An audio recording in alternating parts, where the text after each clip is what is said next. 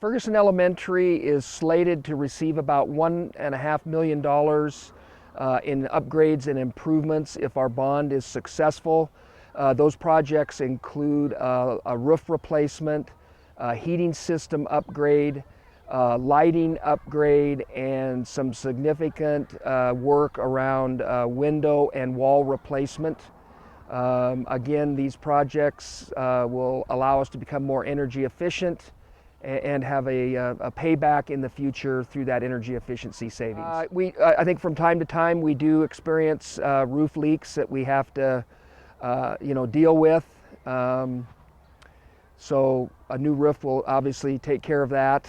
On the back side of the building, as you'll see later in the video, significant need for window and wall replacement. Single pane windows, single sheet aluminum construction with no insulation, and very much needed repair. Hi, Kelly Fritz, principal at Ferguson Elementary School. We've got a great school, but we have some huge needs. Roofing, heating system, windows in all of the rooms of replacing. Well, we have most of our exterior walls are not insulated because this is an older building. This last winter, we had several pipes freeze during the winter, and so when the kids returned to school, it was freezing cold and we had to move them to other rooms at the last minute until we could get the heating system fixed up and going again. Yes, I believe that this building was built in the late 1950s. That's what I was going to say, something like 56. Yeah. I have it in my office. So it's close to 60 years old. And these would be the original windows and original wall construction. There isn't any. There's no insulation. So improvements here would include new walls with insulation and double pane windows. So that's maintenance has covered that up. There were holes in the wall that went directly into the classroom. It was where the heating system is right now. They're old furnaces or systems that are trying to keep our rooms warm. But this winter, the rooms got to 38 degrees when it was really cold outside. And two of them on the other side of the building actually froze up and had to be replaced. These will be replaced during spring break. We had to, the first day back, and when we discovered that the rooms were so cold, we had to move 75 children into 4 different classrooms, and the teachers had to gather up what they could so that they could go ahead and continue with class that day.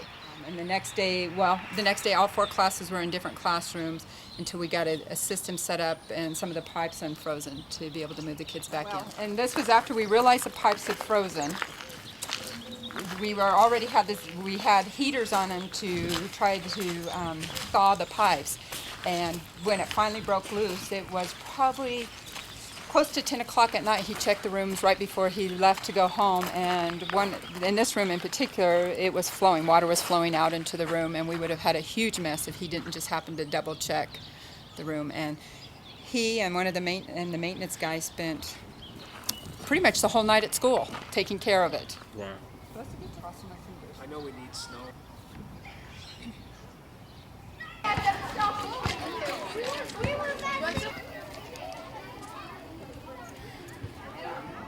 Yeah, this is pretty bad.